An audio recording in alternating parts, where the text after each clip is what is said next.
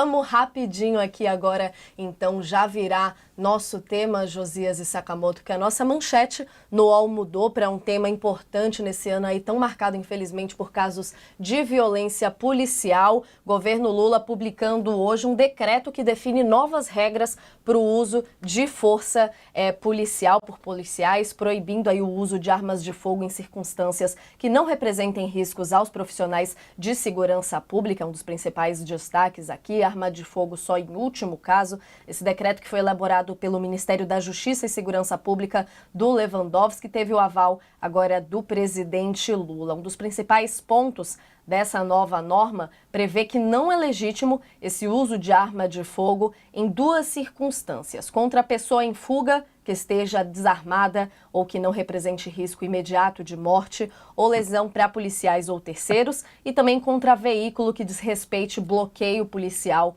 em via pública, exceto quando houver risco de morte ou lesão. Tem um trecho aqui importante do decreto até destacando que sempre que o uso da força resultar em ferimento ou morte, deverá ser elaborado um relatório circunstanciado segundo os parâmetros estabelecidos em ato do Ministério de Estado da Justiça e Segurança Pública. Tema muito importante, a gente vendo aqui essa questão, inclusive, dos bloqueios policiais que resultaram em tantas histórias tristes, inclusive aquela que a gente viu, aquelas cenas aterrorizantes do rapaz sendo jogado de uma ponte, foi após um bloqueio policial também. Uma preocupação importante do Ministério da Justiça, limitando aqui o trabalho da polícia nesse sentido, dando essas diretrizes, mas as preocupações vão além, né, Sakamoto? Queria uma análise sua dessa notícia e do porquê agora, nesse momento especificamente. É sobre as diretrizes em si? É sobre acalmar os governadores para uma discussão que vai vir mais ampliada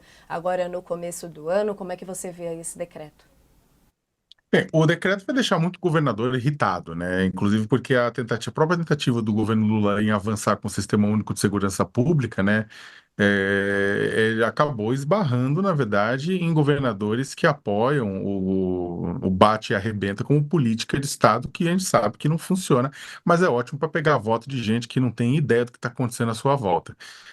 Nossa, esse decreto surge após uma série de comoções populares por conta de mortes. A gente teve a questão do rapaz arremessado da ponte aqui em São Paulo, que chocou bastante, mas um crime muito pior, né, que também ganhou tração na mesma época, foi quando o policial também aqui em São Paulo atirou 11 vezes nas costas de uma pessoa desarmada por ter roubado 2 pacotes de Omo. Né? Então, esse tipo de situação está prevista diretamente no decreto, né? Proibindo armas de fogo. Uma das situações exatamente é essa situação em que você tem uma fuga de pessoa desarmada que não representa risco a ninguém. E aí o que acontece é que esse caso do rapaz que roubou 2 pacotinhos numa unidade do Oxxo aqui em São Paulo, pegaria totalmente nisso aqui. Isso gerou uma comoção. Só não gerou uma comoção maior do que o rapaz da ponte, porque no Brasil, como a gente bem sabe, bandido bom é bandido morto por uma grande parcela da população. Não é mesmo?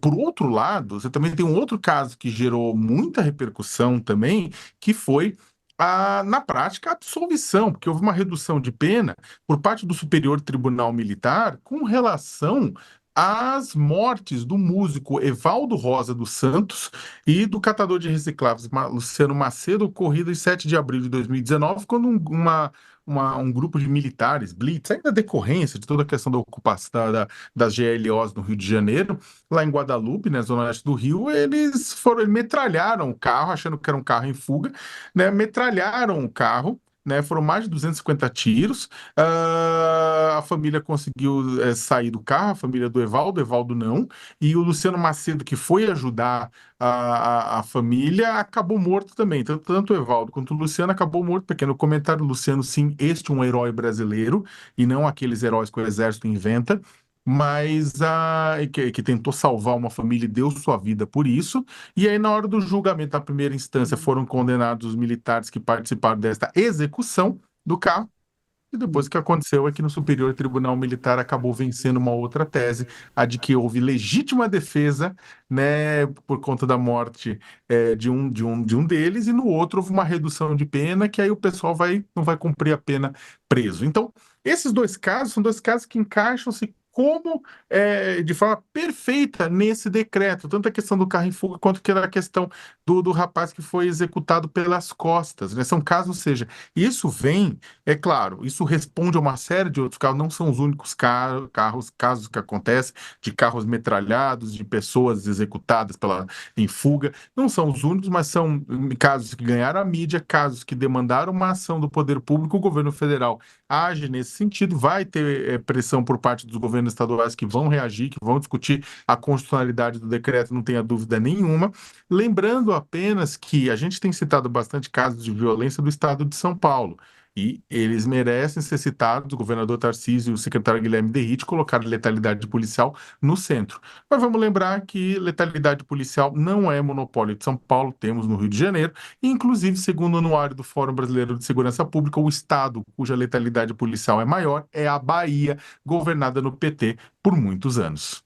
Sim, é tão triste assim, enquanto vocês falam, vários casos vão passando na nossa mente, né? Você citando agora também do Rio de Janeiro, lembrei do caso da menina Ágata, a gente falando ali de carro em movimento, que eles alegavam uma certa confusão, confundiram achando que era uma arma no caso e atingiram, por acaso, a Kombi que estava a menina Ágata, PMS que foi absolvido também esse ano. Josias, queria sua avaliação sobre esse decreto e tentar entender também aqui um pouco junto como é que funciona na prática, né? A gente destaca aqui, então, que o uso de armas será considerado ilegítimo contra pessoas desarmadas. Na prática, como é que se dá essa discussão agora nesse decreto, mais para frente também com a PEC da segurança? Como é que a gente consegue estruturar para trazer essa parte normativa para próximo do horror desses casos que a gente consegue tocar, né? Consegue contar aqui de uma forma que eu acho que fica mais fácil para a compreensão de todo mundo. O que a gente pode entender desse decreto?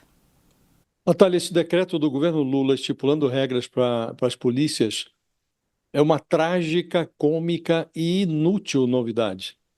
É trágico porque estamos discutindo procedimentos que já deveriam estar incorporados à prática policial. É cômico porque estipula regras que são comezinhas, né? Que não deveriam necessitar de um decreto, né? E é inútil porque o decreto não se sobrepõe às leis e hoje alguns estados no Brasil não estão impondo às suas polícias nem mesmo o cumprimento das leis. E este é um fenômeno, é uma moléstia suprapartidária, né? Ela está presente na São Paulo do bolsonarista Tarcísio de Freitas, também no Rio de Janeiro do igualmente bolsonarista Cláudio Castro, na Bahia petista, né? A Bahia está há quase 20 anos sob governos do PT, né? Um ex-governador hoje é chefe da Casa Civil do Lula, outro é líder do governo no Senado, e hoje também tem lá um governador petista na Bahia. Então é um fenômeno suprapartidário. Aí vem esse decreto que fala que é ilegítimo o uso de arma de fogo para pessoa que está em fuga, está desarmada. Parece meio óbvio, né, que o policial não deve sacar uma arma para alguém que esteja fugindo dele, né? Não é necessário.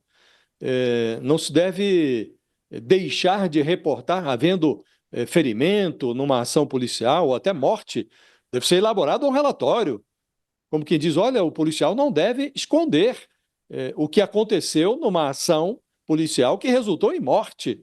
Parece meio óbvio também, né? Que não se pode utilizar inadequadamente algemas, não se deve agredir ninguém. Mais um pouco esse decreto do Lula ia dizer, olha, convém não jogar pessoas da ponte, não se deve dar soco no rosto de idosas, não se deve atirar num estudante de medicina que está sem camisa, nitidamente desarmado. A polícia não deve barbarizar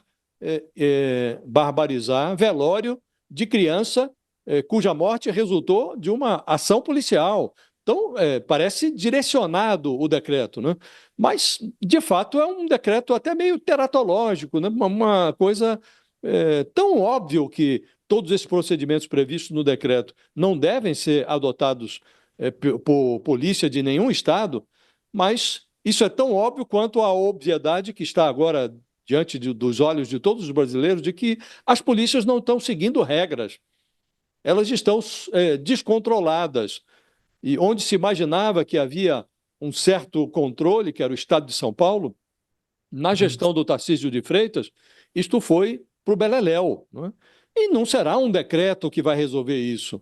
O governo não consegue aprovar, aí sim, uma proposta de emenda constitucional que propõe, o que sugere que o SUSP, o Sistema Único de Segurança Pública, que funcionaria nos moldes do SUS, que já existe em lei e não foi aplicada essa lei, não é?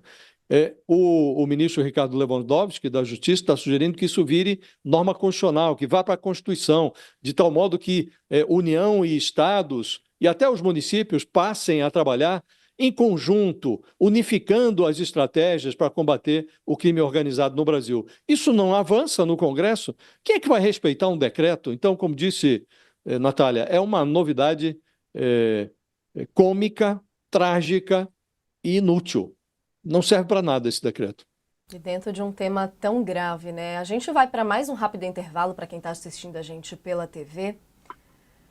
E seguindo por aqui rapidamente, Josias, queria um comentário seu no sentido também do que o Sakamoto estava falando aqui dos governadores. Como você destacava também, a gente sabe que não é obrigatório que os estados sigam essas diretrizes. Tem umas questões ali envolvendo de quem não respeitar tem um acesso diferenciado, no caso, aos fundos nacionais ali de segurança pública, questão de recursos. Mas como que a gente pode ler esse decreto agora nessa dinâmica do governo federal com os governadores? Como é que está essa relação? Esse decreto segura de alguma forma ou dá mais ansiedade ali aos governadores nessa discussão? Não vai resolver, o decreto não vai resolver. Você sabe que esse SUSP, né, o Sistema Único de Segurança Pública, ele começou a ser discutido no primeiro mandato do Lula, lá atrás, em 2002. Aí foi engavetado, a Dilma Rousseff tirou da gaveta, foi aprovado depois, foi enviado, a Dilma enviou ao Congresso e acabou virando lei ali na gestão, era ministro da Segurança Pública, o Raul Jungmann, já na gestão Temer. E está lá, é uma lei, e prevê com metas, né, prevê uma ação conjunta do governo federal com os estados, com os municípios, com o estabelecimento de metas, e para que os estados tenham acesso a verbas federais, essas metas precisam ser comprovadamente cumpridas, né? Haveria reuniões periódicas para aferir o cumprimento das metas, para verificar como o processo estava em andamento. Hoje as polícias não se conversam, né? Essa lei prevê que haveria uma unificação de dados, né?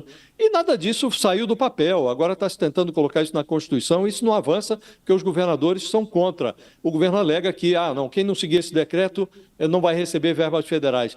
Vai receber, porque os estados entram na justiça, a justiça manda a União liberar e a União libera. E, de resto, as verbas federais, elas são relevantes, mas não impedem o funcionamento de nenhuma polícia.